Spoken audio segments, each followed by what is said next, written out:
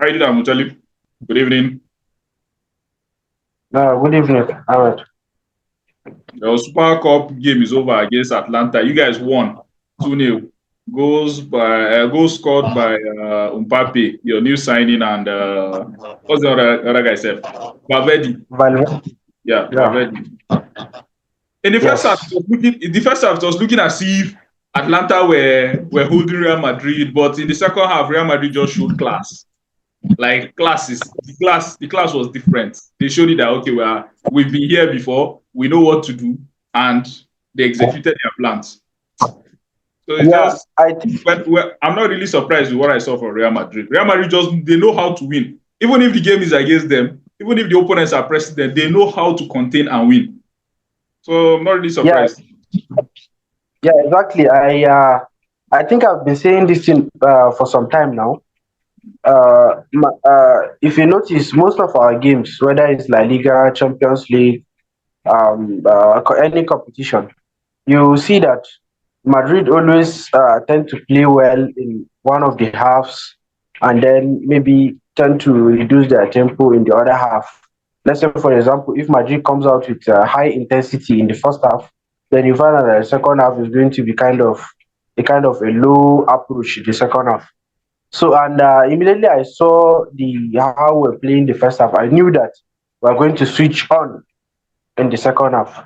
And if you notice, I think this is the first official game that Mbappe is playing for Madrid, with aside all those trainings, all those, 10-7 aside that they've been playing during trainings.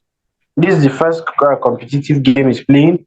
And if you notice how he is playing, like, although I know we haven't gotten to Mbappe's talk, but if you notice, like all of the players, especially the front players, are like kind of giving him, trying to like allow him to, find himself inside the team as the game is going. So, Yeah. and I think that's the reason why the tempo reduced right from the first half. Because if you notice, Vinicius, anytime he comes in, he's always raising his head looking for Mbappe. Looking even Bellingham is raising his head looking for Mbappe, and I think this also reflected at the end when Madrid raised the trophy. After he raised the trophy, he gave the trophy to the next captain, which is Cavani, and then after Cavani, he passed the trophy to Mbappe. I don't know if you noticed that.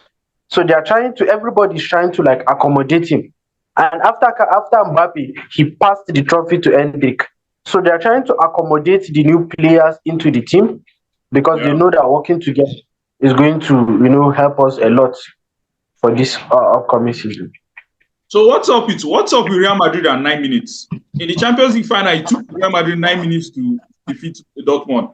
This same Super Cup, it took Real Madrid 9 minutes to beat Atlanta. What's up with Real Madrid at 9 minutes now? Honestly, I because this thing has happened way too much that I didn't even notice. It's just now Nine that minutes. after you I just said was it, I was I shocked just when I looked at when I heard the commentator saying it, and I looked at the time. I was like, wow, it's true. 9 minutes. Champions League final 9 minutes. This one 9 minutes. just finished in 9 minutes. Yeah. So I think that's coming back to what you said earlier on. Like Madrid tend to they know when to switch on and when to switch off. So and immediately Madrid switches on. I could remember when the commentator guy said it when Vinicius attempted to score that with one of the attempts when the keeper pointed the goal and it went when Vinicius had that one-on-one chance. I So remember. I think can now switch on or something like that.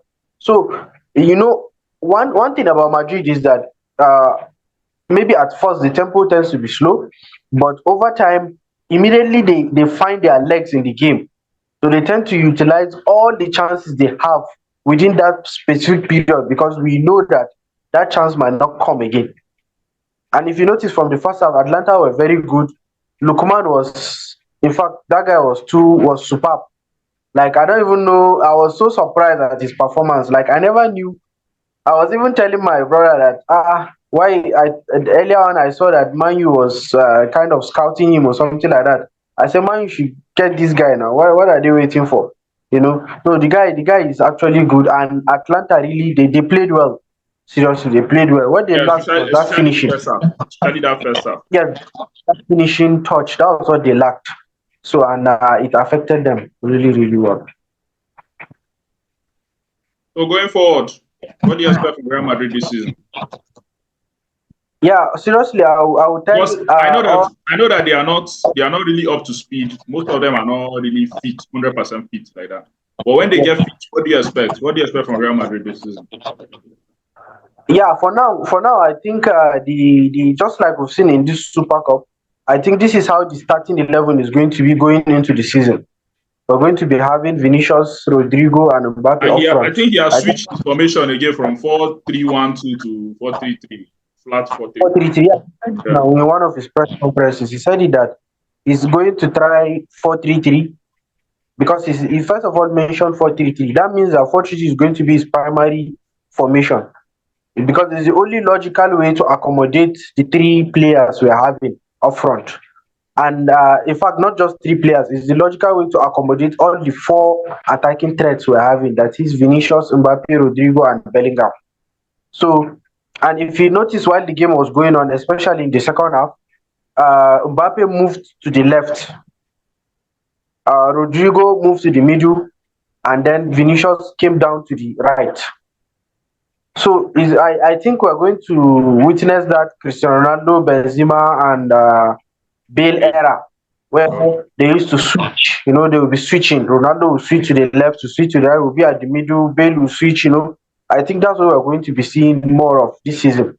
So, and just like you said, going into the season, I think our major goal threats are going to come from these four players I just mentioned: Mbappe, Vinicius, Rodrigo, and Bellingham. Then maybe with some kind of moment of brilliance from Valverde and other players we're having on the field. But most importantly, I think I will put I and I believe the other fans will put eye on how Ancelotti is going to manage the many players we are having in that team. If you notice, almost in every position, we have at least two players in almost every position, some Yeah. even more than two. So I think the main focus is going to be on how he's going to manage these players to fit in because this season, I understand that we're going to have more and more fixtures as compared to last season. There will be more Because matches in Champions League and other. yeah, so we're going to have more fixtures.